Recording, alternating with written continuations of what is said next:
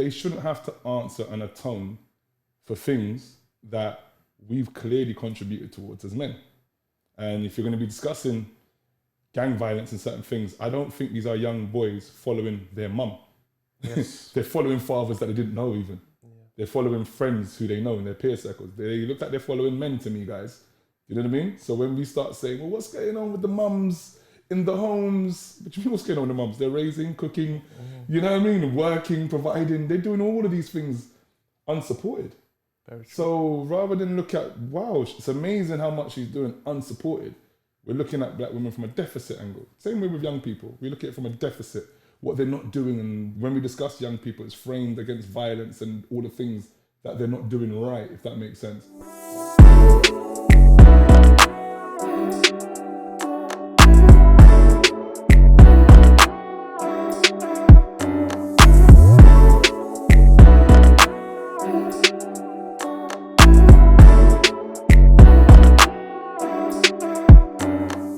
Welcome back to Conversations with myself, Francis Koh. Ladies and gentlemen, once again we have another exciting show ahead. I'm very much looking forward to this one. It is no secret that the better chance for tomorrow is in the hands of the young adult. For this reason, it is imperative that we do all we can to protect them at all costs. My next guest has dedicated the last 4 years in doing just this, to the point where he had given up his job in pursuit for this mission. After a young innocent man got killed near his mum's house, having been shot 7 times, he decided enough was enough and took matters in his own hands.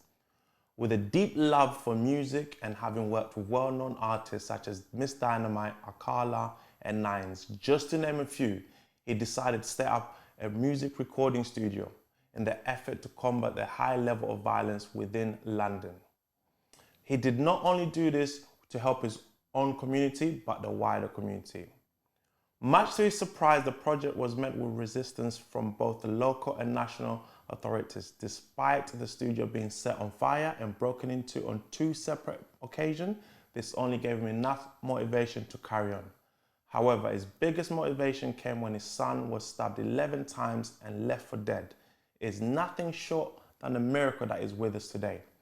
Please allow me to welcome to the show the 2018 Leap Award winner and the BBC 2020 Inspiration winner, Justin of United Borders. Thank you very much, young man. Thank you very much. Thank you. Yeah, thank you. First of all, off the bat, I want to say I'm a big fan of yours. Thank you. And we are honored for you to come on a show. And I believe people like you are not highlighted enough, even though I'm fully aware you're not shy to say, it's not about me, it's about the kids. Like, you don't put your personal esteem or ego to the forefront. You want to help the kids. But what really surprised me is when I first approached you, I just said, can I have a word? You said, yeah, come. And then 5 minutes later, we're speaking. I told you my idea and said, yeah, let's make it happen. I was like, huh? It's happening. It's happening. And it's funny because I told you this a year ago. Yeah. And every time I saw you, I'm like, he's going to think I was just talking. Nah, we had that conversation. You think I was just like, no, just, it takes time, bro. I'm getting the studio ready. He's going to think I'm just talking. He's going to think, but yeah, no, we're here. Thank you for coming. No, love. I want to start at the beginning. Yeah. United Borders, obviously, I know how it got formed. Apart from the young man having to lose his life in such horrible circumstances. What made you say, okay, I'm gonna dive in? Say nature is the mother of all necessity, right? So there was a real necessary need at that point to connect both neighborhoods. I think before James Owusu, RIP, got killed, my childhood is where I had to really revisit. And in my childhood, I spent a lot of time growing up in Stonebridge Estate and Church Road. My primary school was in Stonebridge Estate. My auntie, who was like my second mum, was in Stonebridge Estate. So I had like rich memories for the whole of Brent, not just Stonebridge and Church Road. I could go anywhere in Brent, if that makes sense, and actually have a great time and just have a different network of people in different areas, that sort of thing. So with James's killing, for me, it brought a lot of that back home to me, that this situation is really bad now between the two areas, that we can half accept sometimes that if you got youths that are involved in a certain lifestyle, with that lifestyle comes, a certain risk and reward element. So if the risk is death or jail, but you've chosen that for yourself, you can half kind of say, okay, we don't like it, but we understand it, if that makes sense. But with James Owusu now, you just got like a model kid in terms of stays at home, looks after his mum, aspiring DJ, going to university, just all the things you'd aspire for your own child to be like and to achieve. So when he got killed, for me, it was just like, whoa. And I didn't even know James like that. I saw him around a few times, but I didn't know him like that. But for me, it was just like, wow, like if James could be killed, it's open season, if that makes sense. And it's not as if I don't like to be that respectability and say, well, certain people can die, certain people can't. It's not that. It's if you've made a choice and your lifestyle brings you into harm's way, it's a choice that you've made. Yes. If you've chosen to stay away from that lifestyle, why is harm still being brought to you? So it left the whole area a little bit cold. And for me, it was just like, you know what? I had an investment, a big investment in Church Road. That's where I've been born and raised, Fresh Prince stuff. But at the same time, I've got more of an investment in young people. And at that point, I just came out of Feltham, was working in Feltham for 2 years as a prison officer, and loved my job. Loved going into work every day, chatting to different young people from different areas of London and just running joke with them, chatting to them about their life. And for me, it was a perfect job. I could talk to young people all the time and get paid for it. It was crazy. So I loved my work, but then in the end, understanding the cycle that you're in, understanding that play centres have been replaced by prisons. Young black people, I go into work and it's like 80% young black people. It used to kill me every day. So I thought, you know what, I need to take this experience of what I've been doing myself, my own personal journey, and use it to try and better the community where we live. So initially there was a bit of resistance, a bit of pushback from people from Church Road, like, nah, why are you doing something over there, and that kind of thing. And obviously over that side there's suspicion, etc. But for me, I always look at like major World War II, things like this, when the whole world's at war. Or you look at Rwanda, with the Hutsis and the Tutsis, like people, just nearly 1 million people dead within 3 months, that kind of thing. At the end of it, somehow people get past that. So I'm always like, well, hold on, if we can go to World War II and millions of people are killed, and at the end of it, we've got an EU, we've got the UN, we've got things that we built to try and negate war, or whatever, how come we can't do the same thing for the communities that we live in? So that's where United Borders aim to become that bridging point where we can work with young people who don't want to be part of, the cycle of violence. They want to be part of a new cycle. So that's initially where United Borders, that was some of the thinking behind it, or some of my journey behind it, but that's why I decided to do something that could benefit more than one community. Yeah, it's crazy you say that, because also you've got a lot of people who don't have a role model or a father figure. So I guess for you it's different because you've had that back in there with your father, because your father was heavily involved in giving back. So to see you not hold it in for yourself and say, oh, I'm okay, I'm one of the good guys. You actually gone back and given back. And I'm sure you deal with a lot of young kids out there who don't have a role model. Most young people do have role models, just that when you're from, I think we always have to always bring it back to addressing 2 points you just made there. One of them is the bootstrap mentality. I did it, why can't you? I was on a call the other day with a footballer talking about his own personal journey through crime, etc., and how he made it to the elite 0.5% of the Premier League, etc. And I'm like, that's a great story for you, but you can't place that as an expectation on people who are in a design called poverty. Poverty is not about a personalized experience. It's not, oh, well, when I was in poverty, I dealt with it like this. Poverty is made to capture a certain amount of people, no matter what. Even if there's, a minority of people that escape poverty, it's made to do what it does, which is just basically grind down at your self-esteem, take away access to opportunities and surround you with drugs, surround you with things that are just not good for your mental health. That's a poverty issue. And I kind of feel that right now we're at a precipice where we're looking at young people and we're saying, well, they're making choices. And I'm like, no, they're at the tail end of choices made from old people, from government, from councils, etc. Do you know what I mean? If you've got like 170 million cut away from youth provision, now you and I growing up, we know we could go to different play centres. You didn't have to be in the play set or the play scheme on your block. I could go kill them and go to another play scheme. I could just go riding with my man them, go somewhere else. We're in another play scheme, another play centre where there's adults that look like us, there's games, there's all sorts of stuff going on.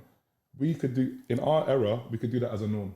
We could go away on trips, away trips and all sorts as a norm within local play scheme. Young people haven't been able to do that since 2008, from when the cuts first started because of the financial collapse, you know, when the whole subprime markets collapsed. And if you look at the response from the government at that point, where banks brought the whole entire banking world to its knees through fraudulent practices, they were then given trillions of our money to get back on their feet. Now we've got young people who are really displaying the signs of mental health, you know, displaying the signs of deprivation and living in impoverished areas.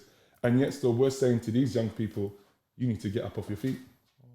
Without giving them no financial assistance, without giving no familial support, we're saying to these young people, you need to, why can't you pull yourself up? And it's just amazing when I look at the responses. No one batted an eyelid when the government rewarded the same institutions that bankrupt society.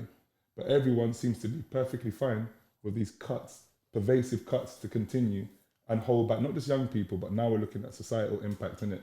NHS is gone. Old people have to decide if they're going to put on lights or eat food. Do you know what I mean? We're in that kind of situation. So I always try to make sure that my empathy is on point, and irrespective of how well I may have done, I know that there's a system in place. And for me, it was just luck. Honestly, just luck. Didn't get caught with a few things. And now I know I can speak on those experiences to younger people. The one thing we always say, well, they make decisions up there. They need to come down here and see what it's like. They don't want to listen to the young ones, which you do. What really frustrates me, when you get in a room with these people, you show them the evidence. You speak to them, so you're not just speaking of your opinion. You're not you are very strongly opinionated, but you bring facts to the table. Why do they not just listen? Because it's working for someone. So all of this dysfunction, it works for someone. So if a young person is in social care, that's money being printed up for the social services, the family support, etc. If a young person's in court, that's money being printed up for judges, for defense lawyers, for the people that bring them up and down from the cells to the courtrooms. It's money. If a young person goes to jail, we can now find, from a tax point of view, we can now find 80 to 150,000 to keep a young person in a room no bigger than this while they serve their custodial sentence. You juxtapose that with the fact that to go Eton costs 30,000 a year. So someone's choosing to spend more money on our deprived young people to be in prison than Eton.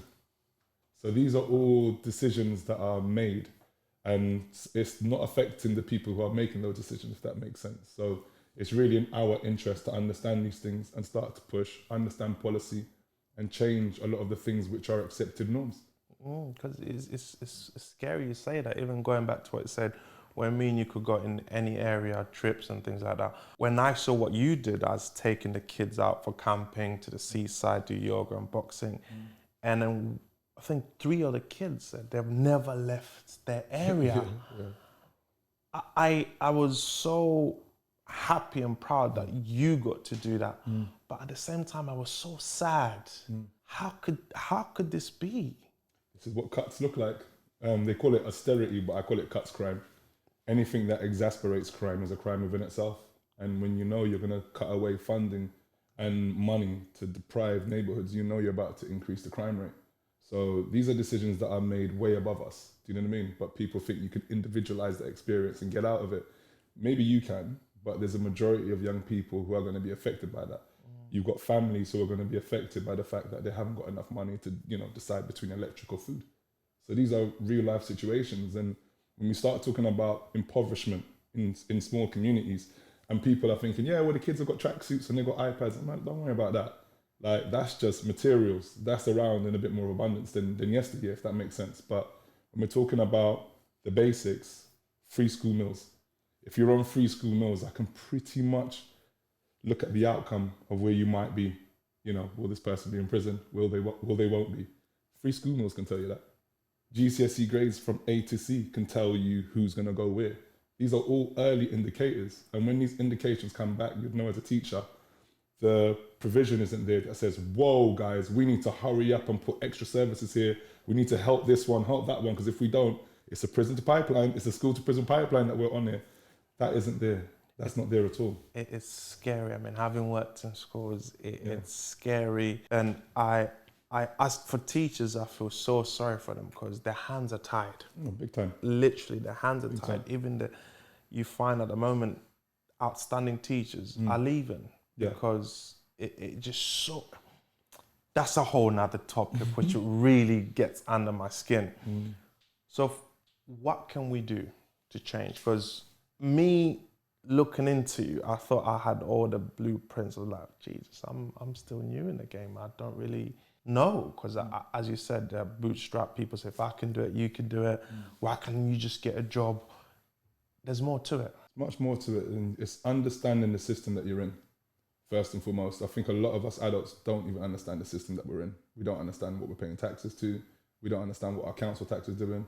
We don't understand a lot of the things that we just do as a day in, day out because we keep focused on the basics. Provide food, roof, shelter, love, comfort, that's it. But if we understand politically what's going on, when people say austerity, what that actually means, if we know actually in 10 years' time we're going to have kids running around the streets killing each other just as a norm, because these are the things that's going to exasperate those things, if that makes sense. If we understand these political choices, then we'll do more about it. If we understood at the beginning of the pandemic that at the end of the pandemic, the government's going to say, well, NHS workers, we're only going to give you a 1% pay rise. People wouldn't be out there clapping. But if you understood these are the same architects that's trying to sell off the NHS and have been cutting money to the NHS for the last 10, 15 years. So when a pandemic came, the NHS was overwhelmed and couldn't deal with it. Do you know what I mean? These are political implications and choices. So I think politically, we have to become a lot more aware of what we're contributing to, for starters. But beyond that, if that's not really a bag, just be useful. This is just old school, be useful. Do you know what I mean? Don't be harmful, tread light. Yeah, because you advocate so much about the old African proverb, it takes a village to raise a child. 100. And I believe we have no villages. Sometimes only few neighbours of mine I know. That's to do with, a lot of change in the tide, migration, works a certain way, but nothing stops you from being a neighbour to no neighbours. You see what I'm saying to you? So you're in a situation where I only know someone, that's great. When's the last time you knocked on a door? When's the last time you welcomed someone in? So I think it's just about being useful. That's my main thing. Anytime I embark on something, I always think, how useful is it and who am I serving? Am I serving myself or am I serving community? I just have to ask myself all of these questions before I endeavour on anything. But for young people, you know how it is. If you're the cool uncle and you turn up, all they want is a few minutes to chat to the cool uncle. Do you know what I mean? Ask them a few questions, know what games they're playing, etc. It's just show interest, if that makes sense. There's nothing worse than, if you've got a partner, they're telling you how their day went, and at the end of it, you say, huh? You understand? you must want to die. So there's the couch. Yeah. Strike one. You're on the couch once more, baby. But do you know what I mean? Like, as opposed to being engaged and, oh my God, is that what happened? I'm like, what's wrong with the receptionist? Why is she like? It's different. You're engaging, if that makes sense. And I think a lot of our elder generation didn't engage with us. They were there, they raised us, but they didn't engage with us. And I'm seeing more now, men our age are understanding. We're redefining what manhood actually means and masculinity actually means, and we're understanding that we actually have to engage with our children. So I'm talking to my daughter yesterday and, I'm playing a game. What game? I'm playing this game. What are you watching? I'm watching YouTube. Who are you watching? Tiana, what episode? Yeah. I know she keeps me in the loop, do you know what I mean? But I show interest in actually what she's doing. My son's the same. So I think we just have to be more engaged, but just try and be useful, man. It's funny you say that because it's so true. Because as I'm gonna go to black men, as black men, I can probably tell you how many times my dad said, "I love you." I can tell you how I got very few memories where me and my dad were out. Yeah. Whereas fast forward to now, when I first had my first daughter, she's 8 now, I took her to playgroups. Every Wednesday and Friday, took her to playgroups. And you'd be surprised how many black fathers were there. Same with it's just literally going to the shop. So as fathers, we've come a long way. We really are changing the stereotypical way of a woman should raise a child. And we're gonna go into that because I know you're very passionate about that one. And that's a beautiful thing, but we just need to take it a step further now and just, as you said, look out for each other. Yeah, I do think that. I think it's something that I've been doing since young. Like from the age of 15, I remember like my younger cousins who were, you know, at home and just messing about a bit. Auntie hitting me up, listen, he respects you, and can he come and say, yeah, bring him over. So I've always been that guy. I moved out quite early, 17, moved out with my ex-wife and that. And our house was like a halfway house. There was bare different young people there, etc. And that's just how we were. And we had our own children very young as well. But that's just how we were. So it's just something that I've naturally become accustomed to because my mum was the same. My mum's door was always open. Some neighbours need sugar, come and get it. Need milk, come get it. It's that kind of thing, do you know what I mean? My house was the house with Sky from early. You know, I was the first Simpson, WWF, before it was the E, any of that. You had to come to my yard. So my house was like that centre space. I always had computers from young. I was a complete computer nerd. So that was my house. Like everyone used to come over to my house. It was the centre point. So some of those principles stayed with me, even after I left home, that be useful. Do you know what I mean? Don't judge. Like if someone needs some food, get them food. Like if you're not hungry, what's the problem? That kind of thing. So I learned a lot from my mum, from my grandparents in that respect. But what I understand is that village is literally an internal thing. It's a process. It's with you, you know? If you're looking out for your nuclear family, what stops you from looking next door? Do you know what I mean? What stops you from being useful as an uncle? What stops you being useful as a friend even? Some of the things that I want to get through to my sons, just because I'm in a certain position, doesn't matter. I'm too close to the fire. It comes so much better from my brother. It comes so much better from so-and-so. Do you know what I mean? Yeah. Like that's where the kind of village principles kind of comes into things. So I do think that there standards-wise, standards of parenting has changed because we've had to question some of the parenting from back in the day. And if you look at where our parents were coming from, they were coming from the era of should be seen or not heard. Yeah. You understand? Like, a child is just there to serve a function. Just give you the look. You understand? So they're coming from that era. Getting beaten ain't a thing. So you've always got to look at, you know, the origin and see where the changes are happening. And my father's the same. Anytime we want joke, and me personally, if I want joke, I say, yo, Dad, I love you. And I say, yeah, man. He's one of us, yeah, man. Dad, I love you. Like, yeah, man. Chuck. Like, if I want to wind him up, it's just that. So it's just at the same time, we're from the era where love isn't always, it's a verb. Yeah. You understand? It's not always something you just have to say. That generation, it was just like, listen, are you fed? Yeah. Are you clean? Is there a roof over your head? Yeah. Well done. Good. That's love, mate. Let's get on with it. So you always have to look at where someone's coming from and what their journey looks like. And love isn't just something that you say; it's an action as well, isn't it? So, you know, we can learn from that too. Which is crazy what you're saying, because a lot of people don't understand that it's not too late to start now. Because most people will look at the likes of you and say, wow, I can't do what he's doing. He can articulate himself so beautifully. He just got the charisma. But you started off on the other side. You was once selling drugs and doing this to the point where, luckily for you, had a traumatic experience. At one point, you and your friends sold drugs to a pregnant woman, and you went home and say, no, this is for me. So what I believe our young adults out there, they're unaware the hardship that it takes to get to the top. Sometimes you can start off following the crowd, doing what you're not meant to do, but it's okay. Yeah. Just stop, because you deep within you know it's not wrong. Because for you, you could have said, okay, you know what? We made money. I'm gonna sell it to her again. But you said no. Yeah, there was, I think in every endeavor that you're in, there's always this process where you're being spoken to. Your actions are speaking and they're answering, if that makes sense. And even in the streets, there's an element of, there's principles and there's certain morality that you've got to abide by. So for me, I've come from a really rich family, not just like financially, I'm talking about memories wise, what my grandparents had achieved. You know, we was that family that every Easter, all 9 brothers and sisters, that's my mum and the brothers and sisters, came together to grandma's house. When the house got too packed with the 24 grandchildren, grandma's like, all right, I'll buy that house across the road. Like, that was my grandparents. The whole thing that was important to them was family. That was it. And growing a family, like every child, all of their 9 children have got a house that they bought. They weren't playing. So my childhood was just crazy. Like, my cousins was my first brothers and sisters, if that makes sense. So that's where I spent all of my childhood. Christmas, Easter, Glastonbury every year, camping. Grandma had the biggest Caribbean food store in Glastonbury for like 10 years running. That helped her pay for our house in Jamaica, you know? So every year at Glastonbury, I'm with my cousins running up and down, just mayhem. Do you know what I mean? Like, this young kids at Glastonbury every year. So my childhood memories were so rich and abundant that it kind of informed where I am today.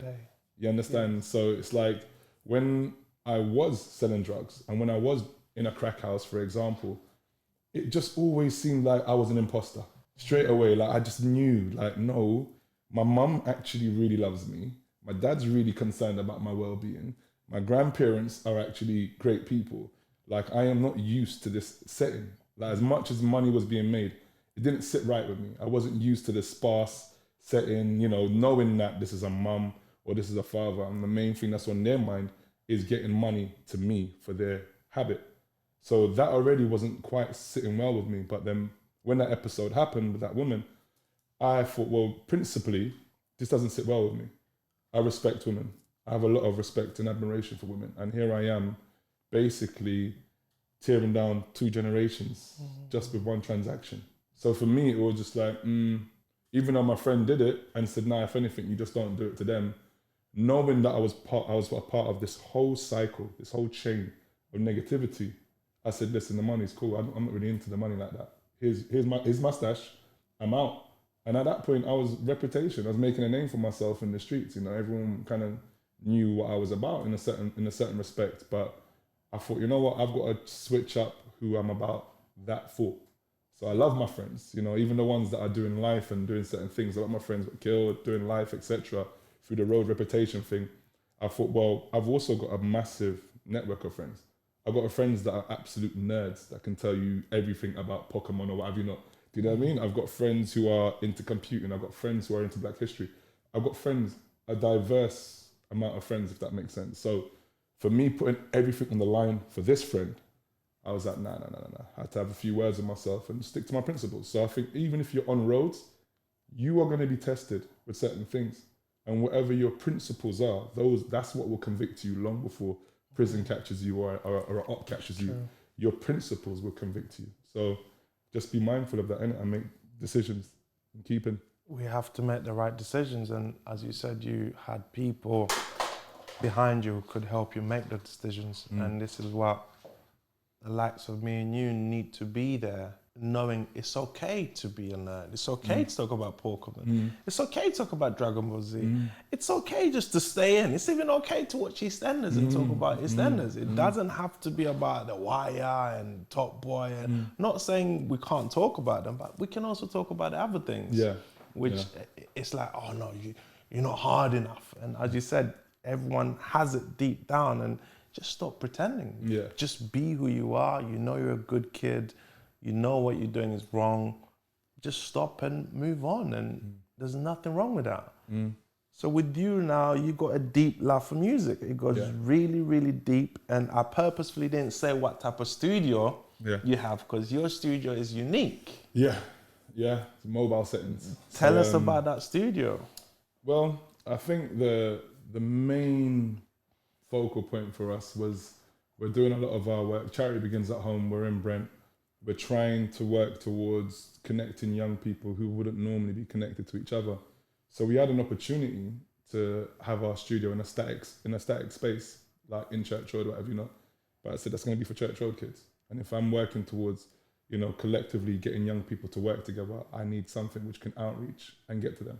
So worked in the bus industry for like over 5 years, etc. And I knew that buses were available. So I bought a bus. And then my friend Emma on the Beats got a studio. So I just said, look, come and just throw the studio on the bus, get a generator. Just really rudimentary, do you know what I mean? And let's just go and work with the youths them in Church Road and Bridge first, you know what I mean? So that was Mark 1. Then that bus got burnt down. You know, that bus got parked it in a village somewhere. I think the bus broke down the village. And you know how it is, village yodels, just bored. It's a red bus, we're bored. Let's just burn it. Do you know what I mean? Because it's funny when you asked the guy, it was like, no, nothing happens. Yeah, nothing he said, this village is so safe. Nothing's ever happened like that here. We all know each other. Trust me, you'll be safe.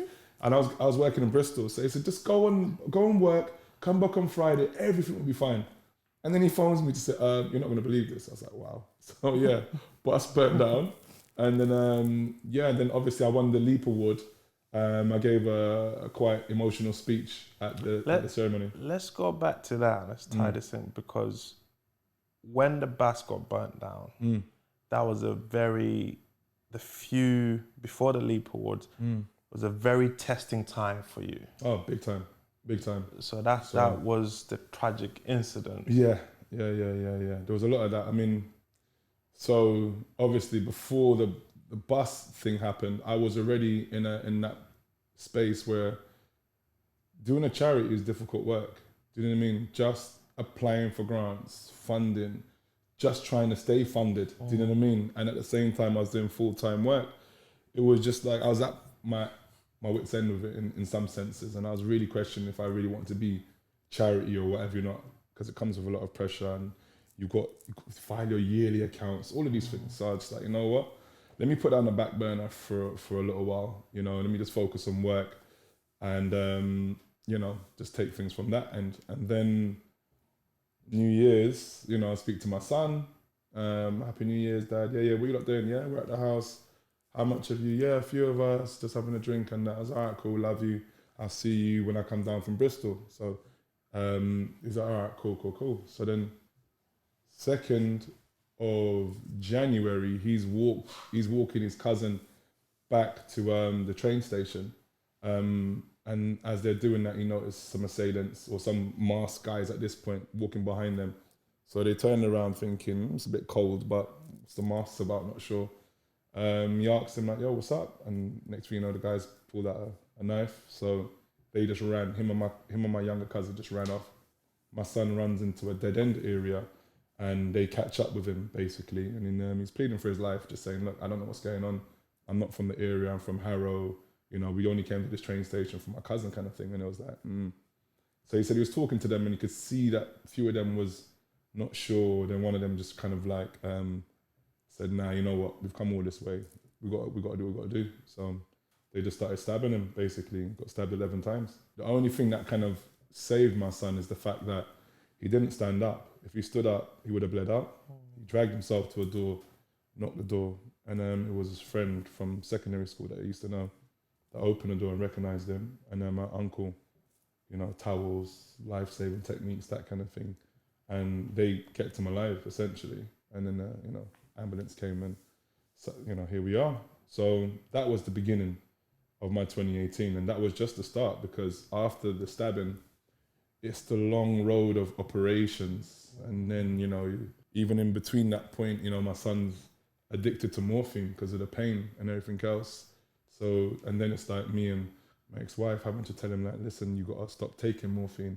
We know it's for the pain and that, but you're becoming addicted. So, and him crying like, no, I need it. Like, and it's all of these things that just made up my life for the next few months, you know, watching someone with a colostomy bag, young, beautiful guy, much into his fitness, got a colostomy bag in, not knowing if that's going to be a permanent thing. Him seeing like, you know, so coming through your chest. Do you know what I mean? Like, it's all very traumatic stuff. And to to be fair to him, he's a very, very strong and loved individual. Very loving guy as well. So he's kind of pulled through it, you know, he's come through it in some respects, but when you've almost been killed for no reason other than just walking, you look at life in a suspicious way now, because you realize how easy it is for you to go from one situation to the next with no involvement. He's come through that ordeal months later, and then we've gone, obviously, that's when I thought, okay, you know what? My passion returned to me. Like, I thought, right, my son nearly got killed. You know, I need to be more active with the charity. I need to get back to where I was, if that makes sense. When I decided to do that, the week that I decided to do that was the week that the bus broke down in the countryside. And the guy's like, no, it's cool, rah, rah. Then the bus got burnt down. But I think what my journey over the last 4 months with my son and him pulling through it, I mean, I'm not really the kind of person that prays every day or nothing like that. I pray when I mean it, right? I give thanks every day, but I actually pray when I mean it. You know, you're stabbed 11 times, you know, you're talking about one of them was a sword that's gone through his back and tore right through his back, tore his anal cavity, everything, and nearly ripped the artery in his leg. Then his puncture wounds everywhere from here, chest, rib, everything. So there was no real reason, you know what I mean, for my son to not be the ever statistic of 2018 where knife crime was at all-time high and people were dying. But fortunate, you know, everyone was praying, you know what I mean? And I remember coming down from Bristol, because I was in Bristol at the time. It's funny how shock hits you, because I got the phone call, I heard my ex-wife crying and all that, and she's like, Rico's been stabbed. I was like, Rico? You know, it just doesn't make sense. It doesn't even add up. I'm like, what do you mean? Like, how? So I'm thinking, what was in the house? He's picked something up. She goes, no, he got stabbed. They tried to kill him. I was like, what? Who's that? What are you on about? Nothing made sense. So I was just all over the shop. So she just like talking, and then the police came while she was talking to me, and they said, look, he's not going to make it. So you're going to have to, and she started screaming. The phone just went dead. So I'm just like 11 at night, like, do you know what I mean? What actually? So I phoned my brother, my younger brother, and I said to him, bro, Rico's been stabbed. What? So I'm like, yeah. So he just like, okay. So where are you? So I said, I'm in Bristol. So he goes, okay. Jay, what are you doing? I said, I don't know. He said, Jay, what are you doing? I said, I don't know. He said, Jay, put on your clothes, put on your shoes, get in your car, get to the hospital. And I was like, oh, yeah. Like, didn't know what to do. There wasn't even, you know what I mean? I didn't have that.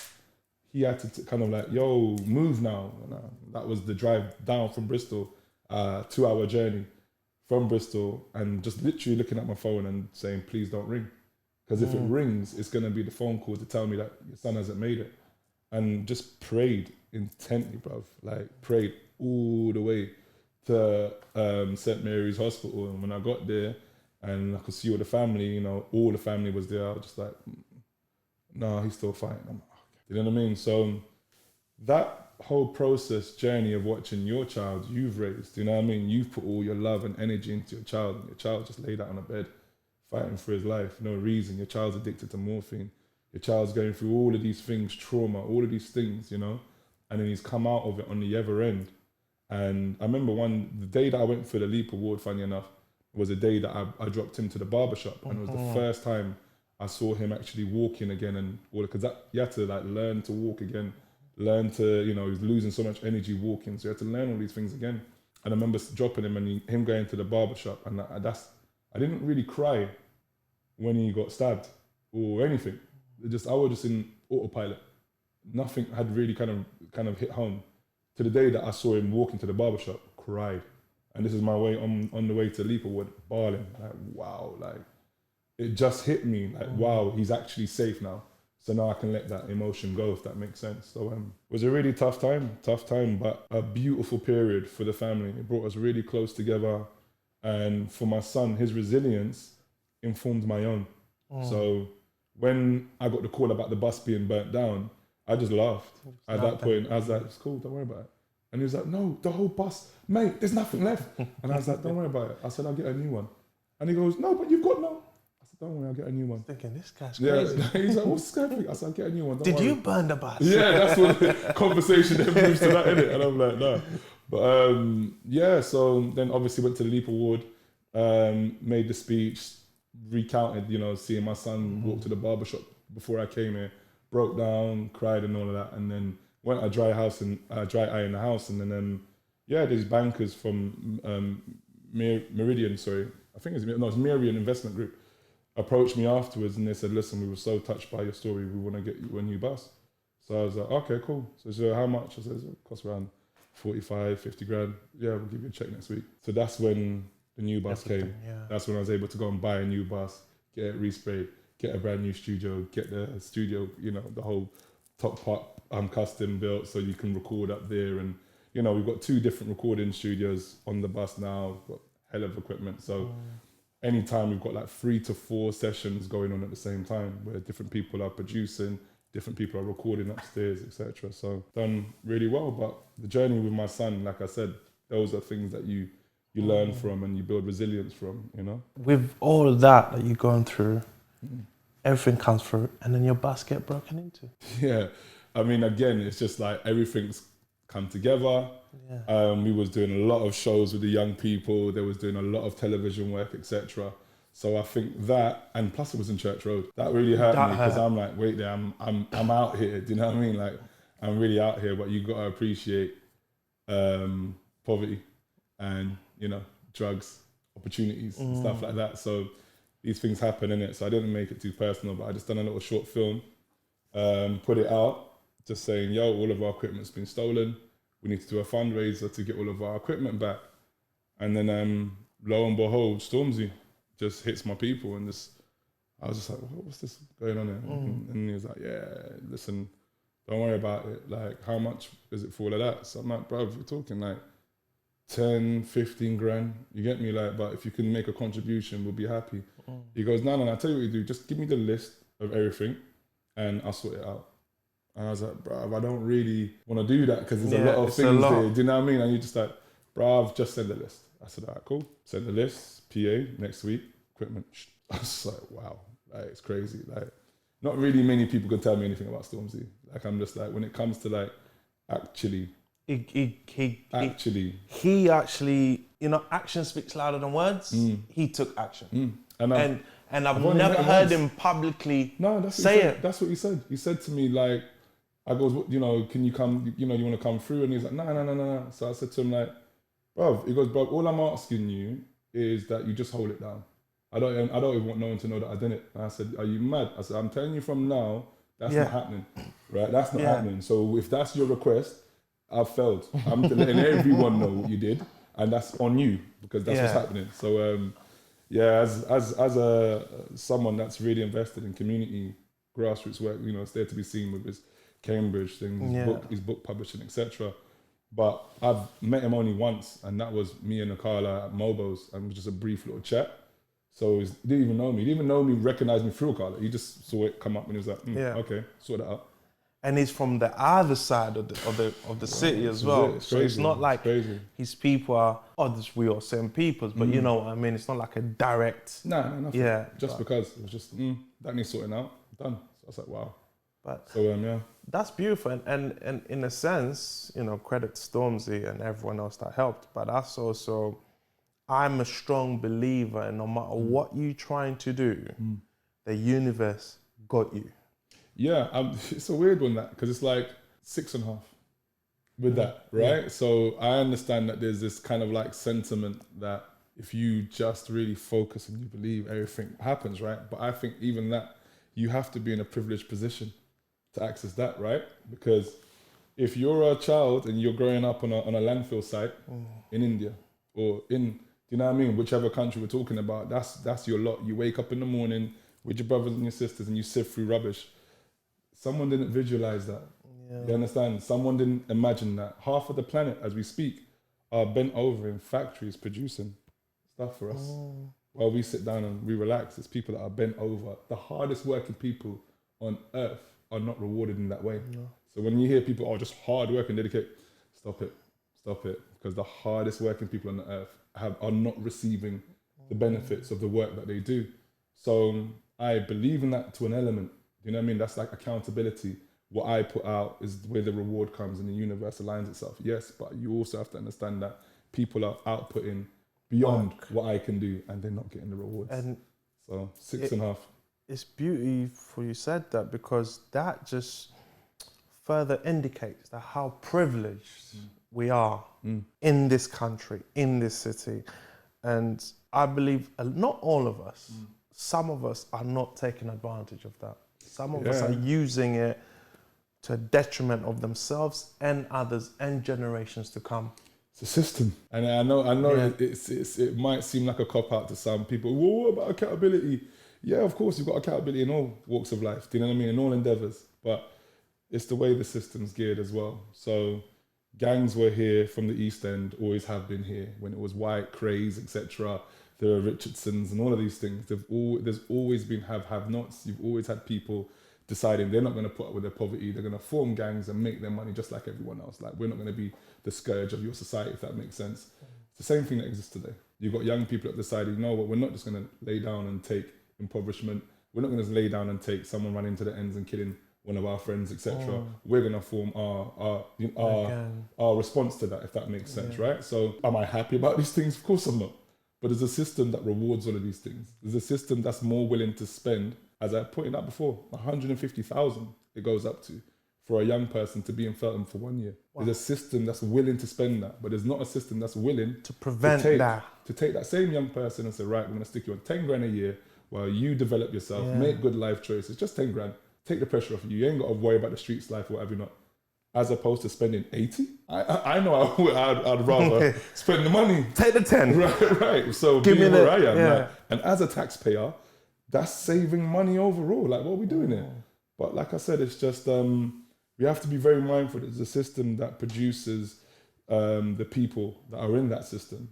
Recently came back from Ghana. When I'm trying to explain the work that I do, I just came up against a wall because they're just like, what do you mean there's kids killing kids? I'm like, yeah. And they're like, no. I'm like, no, seriously. They're like, no, we don't understand what you're saying. I'm like, yeah, so, you know, the kids are in gangs and they're like, but why? I'm like, okay. So it becomes very difficult. And you're talking about like poverty's in Ghana. Like real, you know, poverty's like really there, it's right? Real. But at the same time, community's there. Yeah. At the same time, there is that village mentality. So they can't understand. So we can't understand how you've got all of that and how have you gone there, if that makes sense. So it's not just a material situation. I tell people that's just the trinkets. It's about how well you really morally work with young people and how you support them in that respect. You know what I mean? So it's just one of those ones where there's a pervasive system that means, yes, there is opportunity. I would not deny that there's opportunity here. Of course, there's more opportunity. But opportunity is something that's created no matter where you are. I pull up at a traffic lights in Ghana, I see 8-year-olds selling me mops, irons. You know what I mean? Young girls got food, a whole food tray on their head. Like, no one ain't sitting down. And I think these are the things that young people here would be better to actually go witness for themselves, that an 8-year-old is on it. And not on it in a sense where they're trying to be gang members. They're on it in terms of providing for their family. They know what's important. Which is so true, because when I used to tell my students, like on the weekend, like some students were walking lessons late, on the weekend, what time do you not wake up? They're like 8 o'clock, 11 o'clock. And are you crazy? When I was young, because I grew up in Liberia, I came over when I was 11. Okay. So when 7 a.m., your bed is done. Are you crazy? Uniform immaculate. Listen. People are walking through dirt in that and no dirt on clothes. What? Literally. And on the weekends, we had to be up even earlier. Yeah. And I'm like, wow. But it's crazy. Talking about young people. So one time you're walking with a young adult and asking him a question. So he sees a group of white kids and you ask him, what do you see there? And he says, yeah, I just see boys chilling, blah, blah. What do you think of them? Nothing.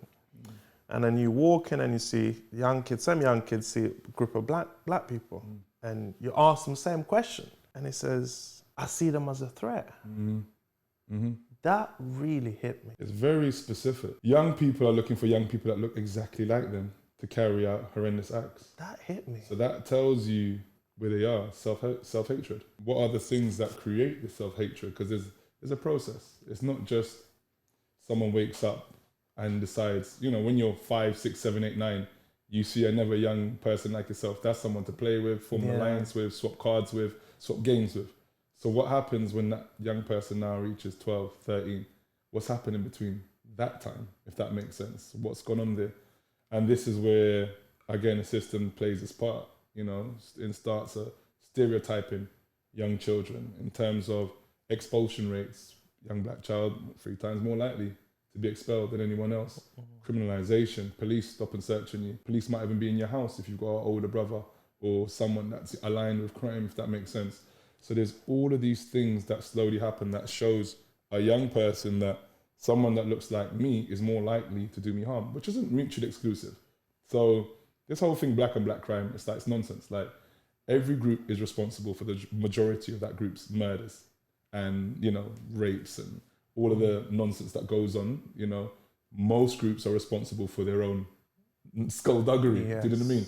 So I don't feel like I need to, what's black and black? I don't need to fight these things. It's like, it's the truth. Like, look, it's been branded black and black to market and push that market into a larger, wider audience to kind of make them feel all right in their poverty, in their high drug areas, in their high knife crime, because people are dying in record numbers over there, but no one ain't checking it.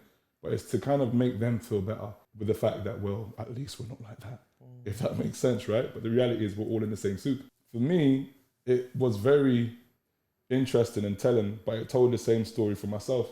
When I reached 15, 16, and I see man that look like me, and I'm like, well, go on, like, what's he on? Do you know what I mean? And I'm looking at me like a police officer will look at me, suspicion, what you about to do? The one's there, and I'm like, we know what's happened here, and a lot of it is, like I said, there was a lot of choices made as well from man in the area, reputation-wise, that want to, be feared, rather than be loved. So they're doing what they do, and that's kind of spreaded. Now this area feels a way about that area.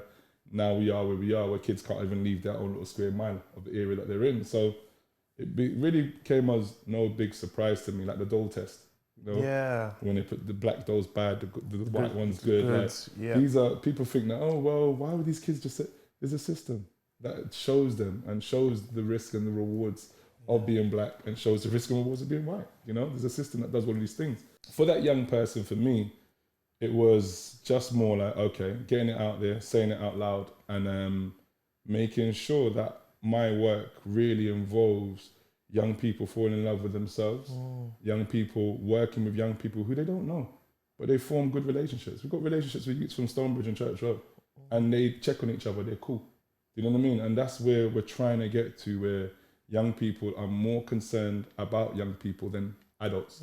Because for all our concern, we're not doing nothing. We'll just sit down and no, but we won't actually do much, if that makes sense. So my job is to really empower young people to really look at young people and have a sense of pride more than fear, because these things have happened within 3 generations. My parents' day, them walking on the road, they see a next black person, cross the road, walk with that black person, because that's the only way you're going to be safe.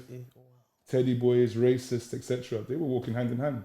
They had to be unified because they were dealing with racists that would attack them at any given moment. So what's happened within 3 generations, where one generation can look and see black people and think, safety, love, go over there. Then within the 3rd generation, stay away, danger, hate. What's happened? And it's just like, we try and simplify it and just say, oh, well, the kids are just moving mad. Nah, so many things have happened. Within that. So many things happened that criminalized our parents with sus law, which was basically, we suspect you of doing something that you haven't done, but we think you might do. And based on that suspicion, here's a criminal record. Based on that criminal record, you're at a time after World War II, post-World War II, where work is at surplus. Where my dad said there was so much racism around in the workspaces, but he goes, you can literally tell a man, you're blood clot. I'm walking to another job within the same hour.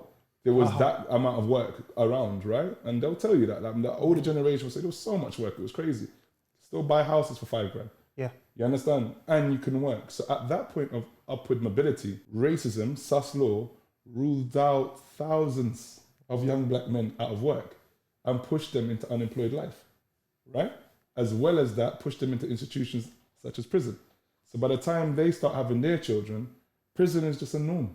So when we grow up with prison as some kind of expectation. It's normal. Oh, my dad, So everyone, my dad, it just becomes a normal conversation where you don't really see the impact it's having on you as a young adult. Of course. And then you trickle it down, Of course. which is crazy. But one of the most beautiful things you do about your work is one of the young ones you work with said, you gave him the opportunity to write. And when he's writing, he's free.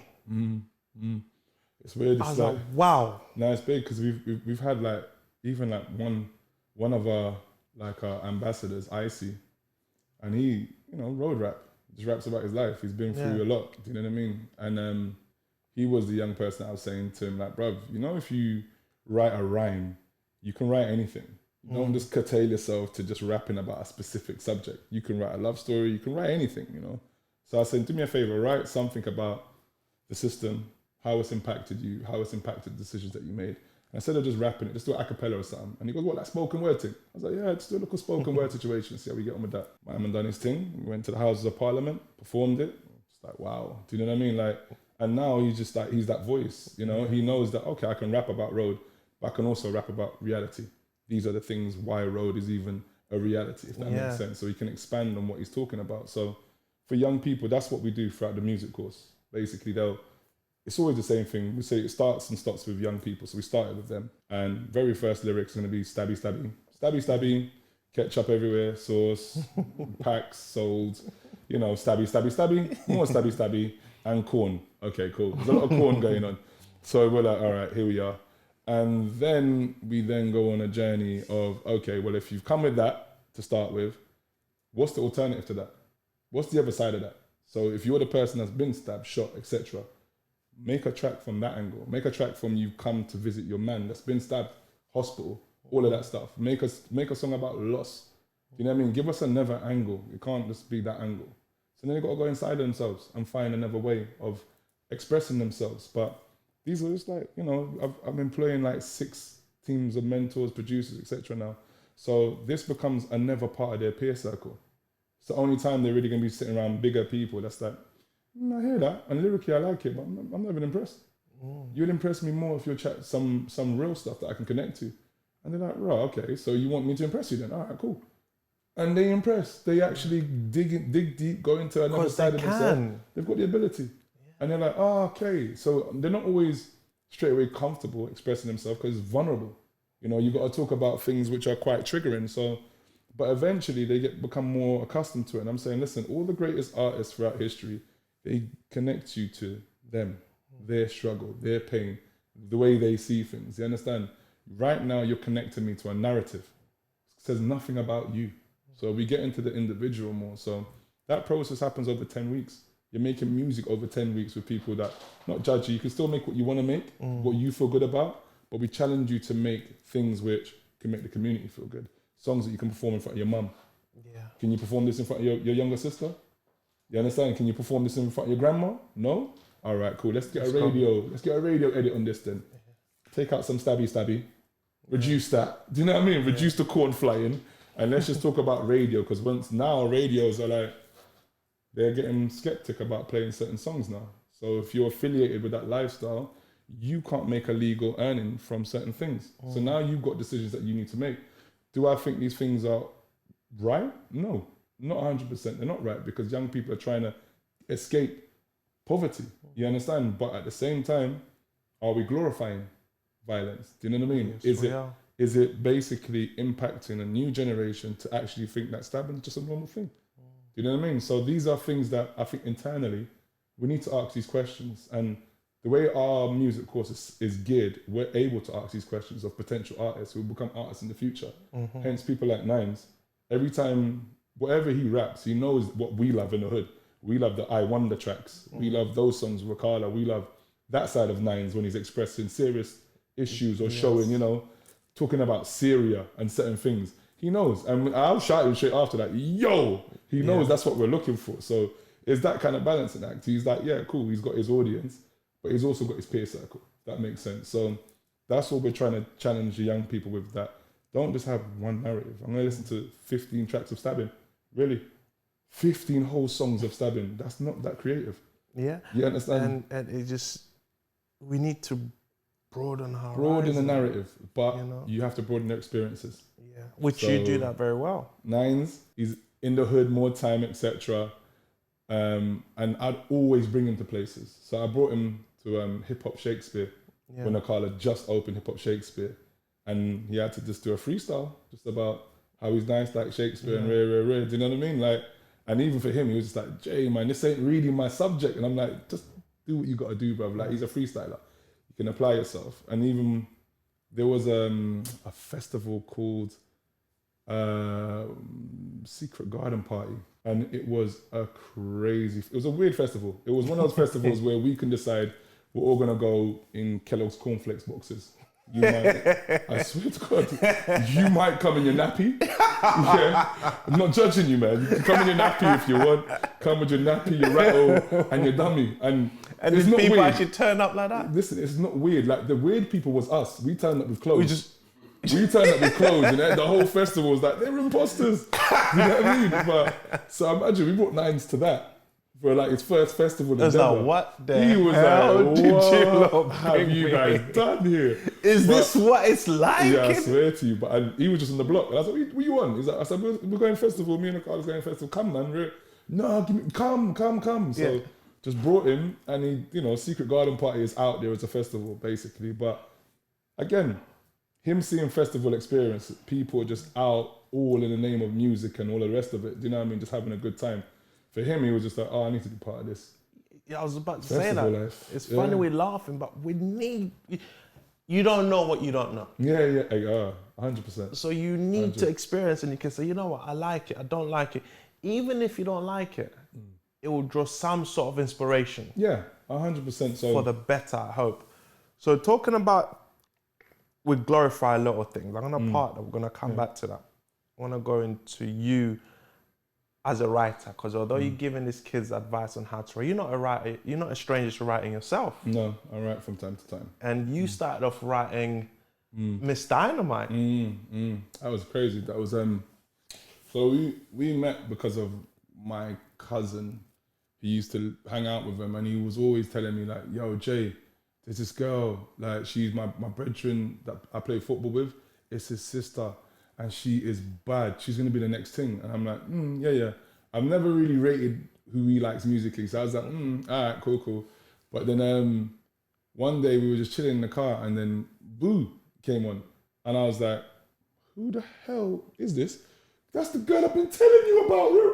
I'm like, oh my God, crazy. Yeah. So it's just like, you need to meet them, bro. So I was like, all right, cool. So we met up and all of that. And then like me and her brother, obviously Akala, we formed a really strong relationship. Me and Nai's always been cool, but me and Akala, just house on fire straight away. He's pretty much who he is now, is who he's always been. He's evolved as a person, read more and all of that stuff. But I was really into reading and really into, like, you know, black scholarship, etc. And I met a young person, younger than me, that was more well-read than myself. Do you know what I mean? I knew more facts, and I'm fascinated by science and nature. That's me. I could watch nature all day. Like, and it was like someone that complete science, complete black history, match made. Everything. So we was just like batty and bench. You couldn't separate us. Like, and he was playing football as a young youth. I was working with a family, and I'd still I'd finish my job, go and pick him up from wherever, and we just hang out for the day, listen to Wu-Tang, listen to whatever. Like, we would just listen to bare music and just reasoning. And then his sister, this is at the point where she's like really coming out now. So she's done Boo, she's touring the whole place, you know, touring the whole of the UK, touring, you know, Iron Happer, all these places basically. So it came down to album time. We went to New York, me, her, management, Kingsley went to New York for like a week or so, 2 weeks, while she was basically saying, so yeah, I think I'm gonna go down an R&B run. Kind of, I was like, R&B? I ain't never heard you sing. And she was just like, yeah, I just feel like I want to express myself that way, So I was like, all right, cool. So in studios, met, you know, Salam Remy and all these people she's meeting now. And then when we came back, she was playing me the song for It Takes More. Yeah. So I'm listening to it. I'm like, oh man, this is serious. I'm getting some vibes for this, you know. And so she challenged you. Yeah, she challenged you. She's like, well, have a look at some of the scripts. So I'm looking at all the scripts, like Max and Dana. These are the people that done So Solid. Yeah. Like, catalog, you know. So big script writers from all over the world, and I'm looking at these treatments, and I'm like, they're good, but I don't think they're getting your message, man. And she goes, yeah, I think that as well. So they're not quite getting it. So she goes, so what do you get from it? I said, I don't know, I just feel something different. Like, you know, I'm seeing like diamonds blood leaking from a watch from diamonds, and I'm just seeing all of that stuff, you know what I mean? Like kids in mines digging out diamonds that we're flossing and stuff like that. I'm seeing all of that. So she's like, oh my God, here you go. Here's a pad, here's a pen, go in the kitchen. And I was like, all right, cool. So I went in the kitchen. 45 minutes later, so here's the script. And she was just like, right, we're doing this. And my brother's an artist, Troy Edward Arts, you need to follow him, he's sick. I got him to like storyboard the whole entire thing. Wow. And then we went to our label Polydor, and obviously Naomi's, she's with Boyzone and these people at the time. Like, do you know what I mean? It was just a true, people forget how big a moment Miss Dynamite was. Miss Dynamite. So I'm saying Naomi, Miss Dynamite, let me get it right. Basically, she brings it to the label. That's where we met Jake Nava, the director that shot it eventually. So he, you know, he wasn't too warm to the idea because he put his script in, and then this young youth from Church Road and my brother and Akala were like, nah, this is the script kind of thing. So but they had to take it. Right. So in the end, she was just like, listen, it's happening. I don't care what you lot are telling me, it's happening. Yeah. So I was like, nah, this is your career. Like, don't put your career on the line. I don't even know you like that. Do you know what I mean? Like, she's like, it's happening. That's it. It's gonna get done. And lo and behold, you know, they shot the video, and that was it. Like, and because we was young and just cocky, we didn't accept any money from anyone. So like in the making of the video, we're there basically on MTV saying, yeah, we looked at the other scripts, we weren't really feeling them, and then we just wrote our own thing. 19 Averex, just chatting madness in it. But that was our first foray into making treatments and that. So afterwards, the same guy, Jake Naga, he was saying to me like, listen, I'm going to the US to really make my name over there, like, and I want you to come. And I was like, nah, because of the process throughout the shoot, he was being a bit difficult and that. And I was like, nah, I can't imagine being in America with him alone, you know. And I said, nah, I'm not for it. So he was like, all right, cool. Listen, if you ever change your mind, here's my number, give me a shout. So I was like, cool. So fast forward, we're in Ayia Napa now. So me and Akala, we opened our restaurant in Ayia Napa in 2002. And we lived out there for like a year. So like fast forward, we're there, and then Beyonce Crazy in Love comes out. And I'm like, no, this looks sick. Like, this is a video, it's sick. And I see Jake Nava, name come at the end. I was like, oh. My loads. That would have been me. Oh my God. If I'd known it was Beyonce and Mariah Carey, motherfucker, I would have turned up. So yeah, he went on to do all of Beyonce's videos, innit? Baby Boy, all of that stuff. So this Dynamite's video really put him out there. And then after that, he just went from strength to strength. But I think you made it. Yeah. I think you made the right decision. Oh yeah. No, Ayia Napa, for me, woo, life experience-wise, oh man, it was probably the best life experience I've had to date.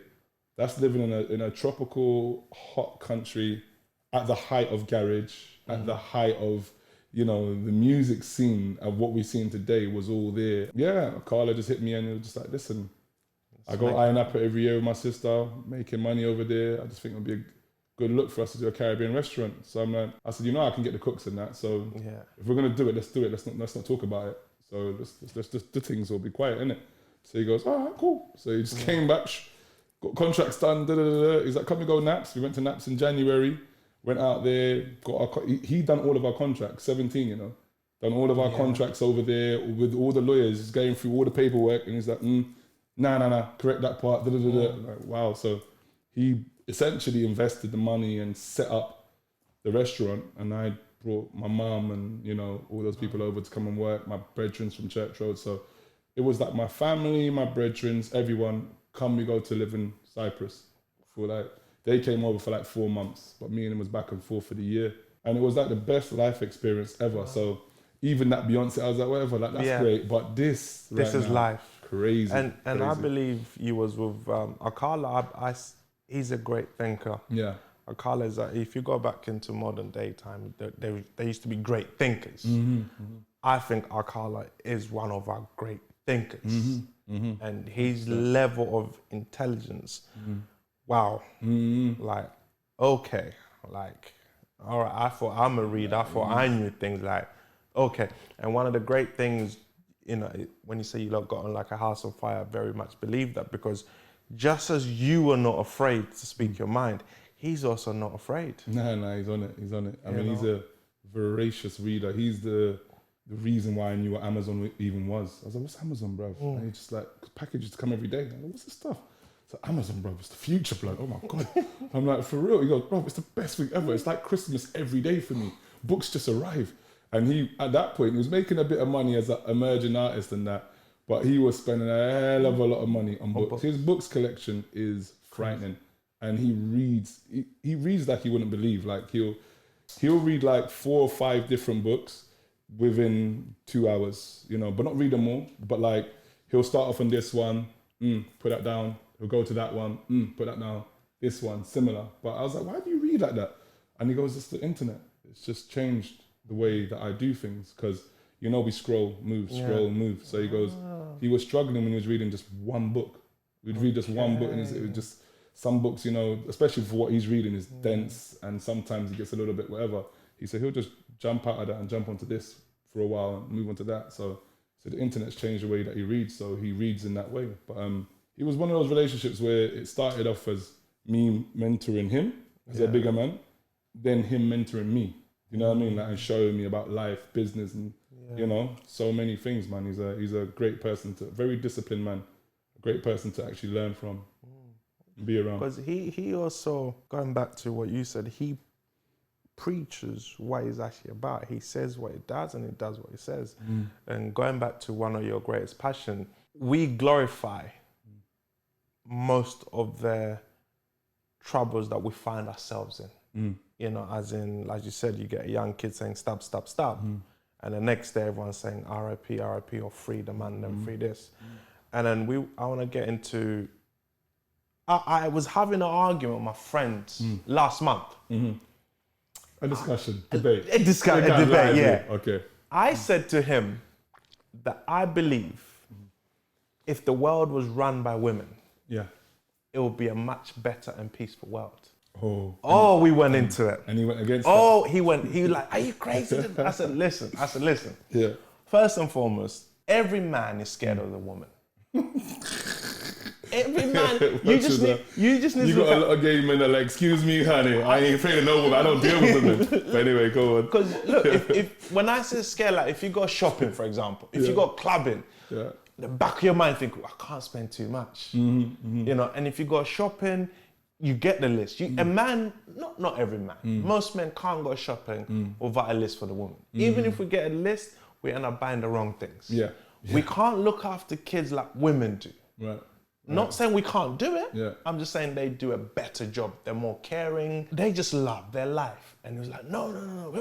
Anyway, so you, at the moment, are not happy with how we are blaming our black women for things that they shouldn't be blamed. And I agree with you. If anything, we need to protect them because they have it hard. Personally, I don't feel like I need to protect black women. I don't feel that investment because if you're protecting, that means at some point you're attacking, for me. So I don't think I need to protect them at all. I just think at best they need to be left alone. There's conversations that black women need to have amongst themselves. You know what I mean? They need to just leave them alone. Don't add to people who are organising and contributing so much to where we are. Because there's a hell of a lot of black women that are birthing children, raising children. I'm not saying that it's always performative. There's black women that just want to just be. I don't want to do it. I just want to concentrate on me without dealing with racism, if that makes sense. So I'm not always looking at the performative nature of black women and they mean so much because they do so much. I'm not really into all of that. I just would like black women to be afforded the same things that, you know, I don't want them to be on a par with white women. It's nothing about that. Just whatever white women can do, black women should be able to do. So if a black woman just chooses to not be performative and just wants to be, let her be that. But they shouldn't have to answer and atone for things that we've clearly contributed towards as men. And if you're going to be discussing gang violence and certain things, I don't think these are young boys following their mum. Yes. They're following fathers that they didn't know even. They're following friends who they know in their peer circles. They look like they're following men to me, guys. You know what I mean? So when we start saying, well, what's going on with the mums in the homes? What do you mean what's going on with the mums? They're raising, cooking, you know what I mean? Working, providing. They're doing all of these things unsupported. So rather than look at, wow, it's amazing how much she's doing unsupported, we're looking at black women from a deficit angle. Same way with young people. We look at it from a deficit, what they're not doing. And when we discuss young people, it's framed against violence and all the things that they're not doing right, if that makes sense. And I just hate the same. I like what I see now with, Black Girl Magic, all of these things is like an answer to a lot of the stereotyping and the nonsense that goes on to make black women feel inadequate, essentially. So I don't really feel like I am the defender of black women. Never have felt that way. It's just I've been around too many women who are black, who are brilliant, and people don't recognize that. My mum's a brilliant woman. My grandma's a brilliant woman. Even like, with my ex-wife, she helps me so much with my charity, with my business.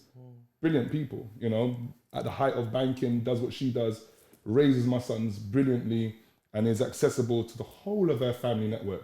And that's the thing you don't really see about it. Black women are accessible not just to immediate, everyone around them. And they're empowering and lifting everyone around them. And yet still when we're gonna have conversations, it's just like, oh, well, what black women ain't doing, and black women are like this and white women. I'm just like, what the hell are we doing?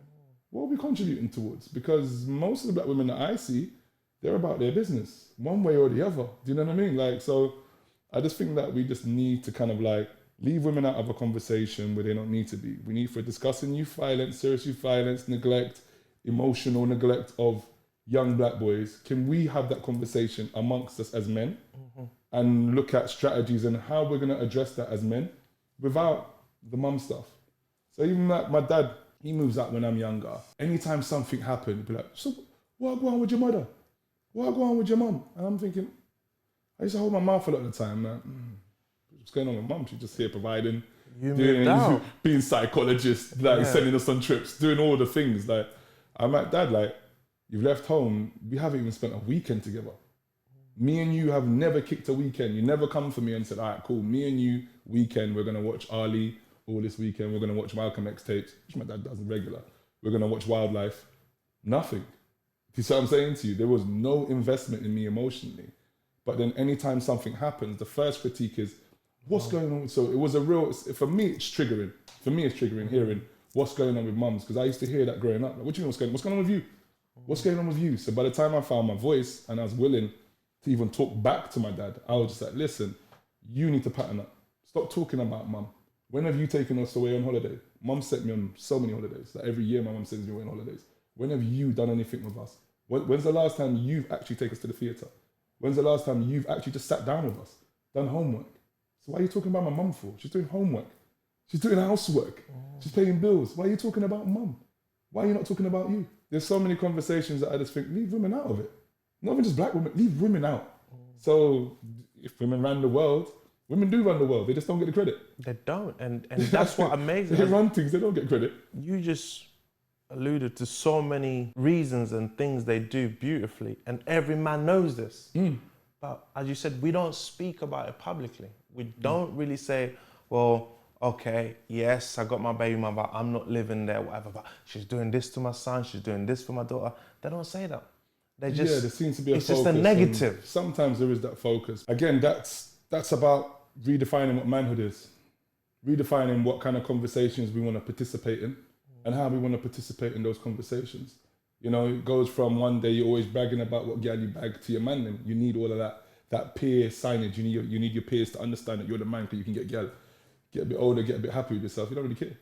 I don't really care about whether you think what you think or don't think as my bedrooms. Do you know what I mean? I'm actually finding myself. I'm happy within myself as a person, right? So you don't live for that anymore. So even like if I hear, I've always been the voice of reason. So if a man's bitching about his BM or bitching about his partner, I always look at things from the partner's perspective. Yeah, but bro, not being funny, you've been here all week. Every day I see you in here. Every day you're with the man them every day. Like you could have been with the missus this week and had things smooth and got your little day out on Saturday and chill. But instead you're here every day, bro. And it's like, no, bro, like it's gone on. Now it's gone weird. Now it's gone personal. I thought you was meant to be on my side, bro, Jay. I'm on the side of the family. That's the side that I'm always on, ultimately. So if you want biased opinion, then speak to them, man.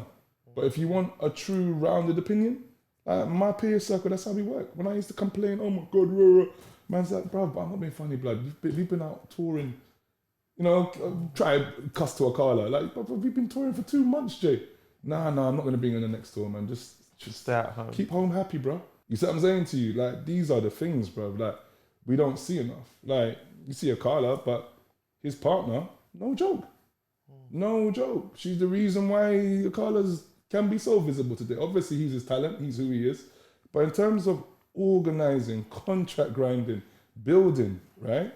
She's just there doing the work, bro. So this is what I see a lot of the time. A lot of the time you see a man, you don't, my grandma used to say it.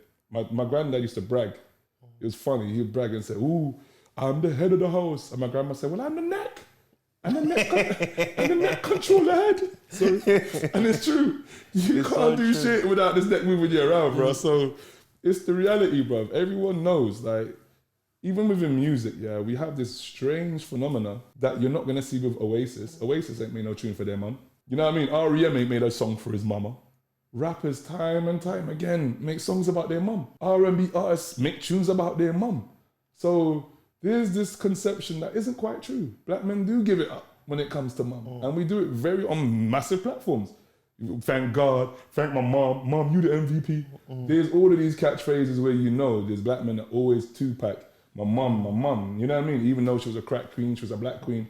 We give it up for black women. You know what I mean? It's just we're entering a really strange, non-empathetic mode right now, which for me kind of signals the end of capitalism. And with the end of that, you're gonna have a lot of extreme behaviors. So we've just lost the ability to empathize with people. And now people are just looking at people as prey or hunted. Yeah. No one's looking at, right, okay, collectiveness.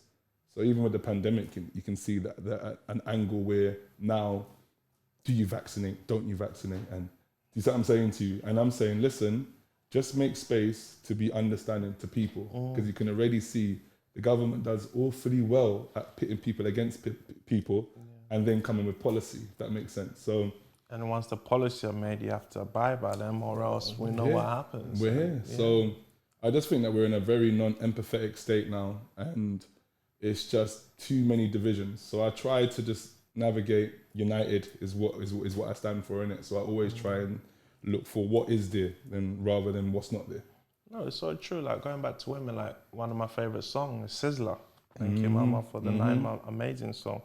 And I always tell everyone, even the young kids, whenever possible, I believe any man can get to the height of success. So let's suppose if it takes you 5-10 years to be at your peak, your very best, I believe with the right woman behind you, you can do it in half. Yeah, I think if you're hetero norms we're talking about, cool. Yeah, definitely. But you've also got to create the right conditions. That's the key. You've got to create the right conditions, and you've got to be within the right space, within yourself as a man. You understand? Like, you can't be out here chasing everything that's good for your ego and what doesn't satisfy your spirit, your soul. You understand? You're not going to get to where you need to get to as far as that's concerned, you know, or you will get to where you need to get to, and you'll have to learn lessons, if that makes sense. But for even my charity, I've always worked around really powerful women, you know, that have helped inform my next moves, you know what I mean? Give a shout out to Annabelle, same thing, she's not a black woman, she's a white woman from Scotland, quite concerned with community work, etc. But I learned a lot from her, do you know what I mean? Like, and there's other women that I turn to from time to time when I'm like, shit, organisations here and I need to make a push there. There's other women that I turn to and get solid information from that help me. I don't really turn to man too much when it comes to talking about next moves. I turn to women a lot. For me, women are, you know, they're no more special or no less special than men. They're just in a system called patriarchy and a system called misogyny, which just generally just hates women and commits towards the hatred of women. And I think we espouse these things when we talk. So I'm very mindful of how I speak about people.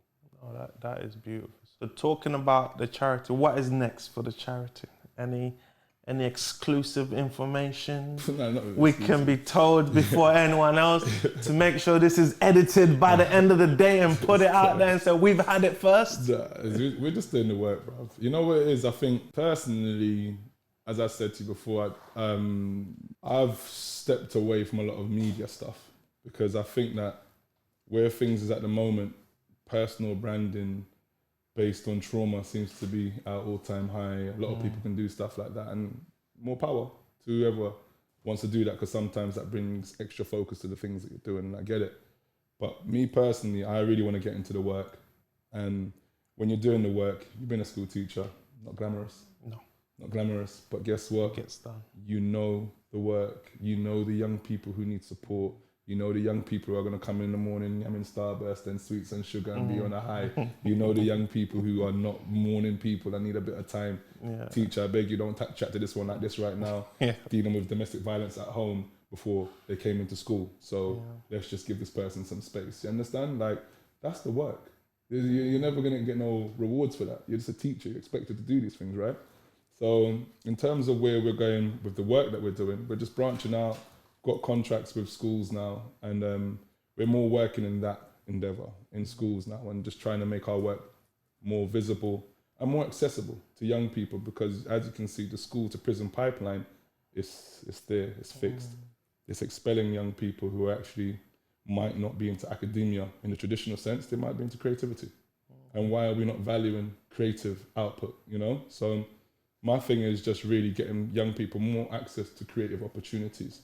So I'm hoping to team up with more of the creative industry and start setting up a pipeline to go towards employment.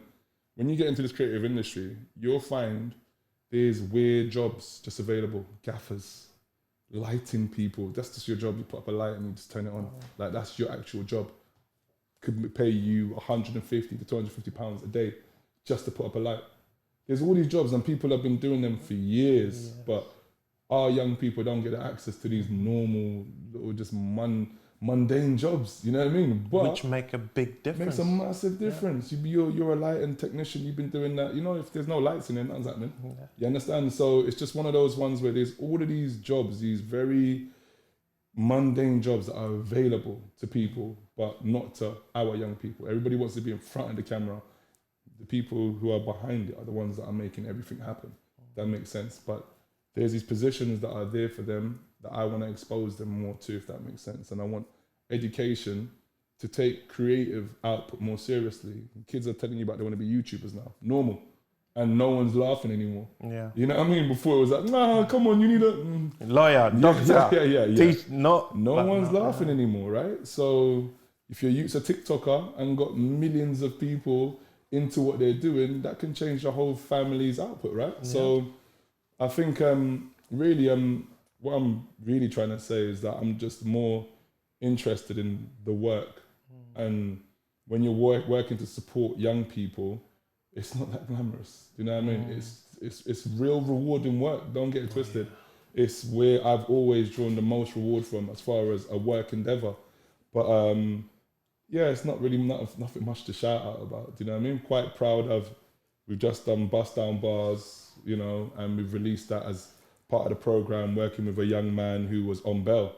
You know, he was on bail for like 7 months or whatever it was. And while he was on bail, we managed to put out the whole series, right? So again, that just speaks to the work that we can do in communities, supporting people that want to transition from roadmen into boardmen. You know what I mean? And it's like, those things I'm proud of. I'm proud of particularly the young people when they're on television or not, but when they're speaking their mind and they're speaking truth to power. I love that. So I'm hoping personally that I become a little less visible over the next few years. And young people who come through the project, everyone can see them, everyone knows what's going on in that. And you no longer have to see me. Charity hopefully will be taken over by a young person. It just keeps doing what it does. I mean, even with that, Bust Down Buzz, I like what you're doing in terms of the presenters are always different. Yeah. You're giving them a chance to express themselves, which is beautiful. I saw one of your episodes where a young man was there to film, and he just got stopped right there and then. And I was like, wow, even when you're trying to do positive. Yeah, that's a whole nother one. What you gonna do about police? Yeah. So my last question, which is probably gonna be the hardest question, which I know you've done it throughout the whole interview. What advice would you give to a young kid out there who's struggling to find his way? Change some habits and immerse yourself in new things, new experiences. Might leave you vulnerable to go into a group and they look like they know what they're doing and you don't. But stick with it, form relationships, networks within that group, and you never know where those things can take you. I've had opportunities come available to me based on the group that I spent a certain amount of time with, you know, made an impact in that group. Everyone's gone about their separate ways, and then things are happening. They're like, hey, Justin, you know what? I've got this. And you're like, bro, where did I know this? You see what I'm saying to you? Oh, okay, yeah, cool. Opportunities come that way. Most opportunities do, if I'm to be honest. So I would always say expand your peer circle.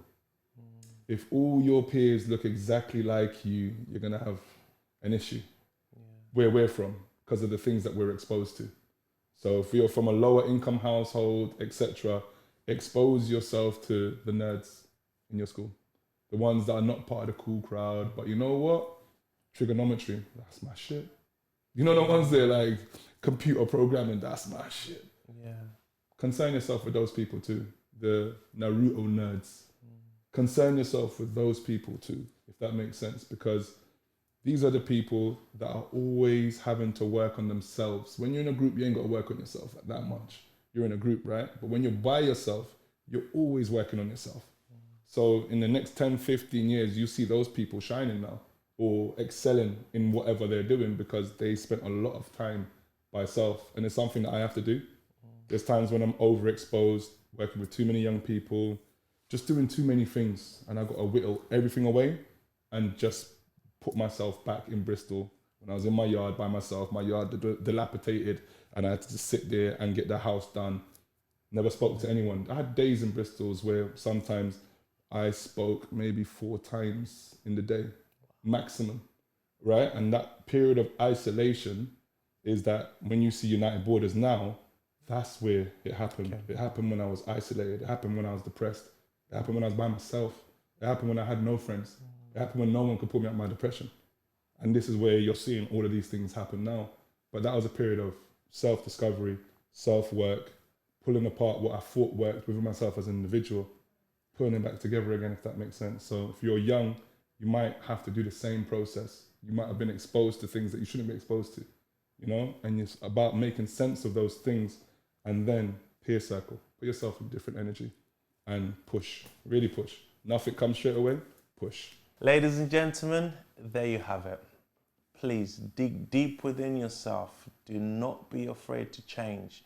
No matter where you are right now, remember tomorrow is still coming. As Justin said, plant the seed. It might take you 6 years, 6 months, 3 years, 4 years, but the key is make sure you plant the seed. Find change within yourself, and more importantly, give back to the community more than you receive. And also remember, it takes a village to raise a child. Go out there, put more positivity into the world. Until then, guys, love, peace, and happiness. Don't forget to subscribe, share, like, and comment. Thank you. That's it. Wow.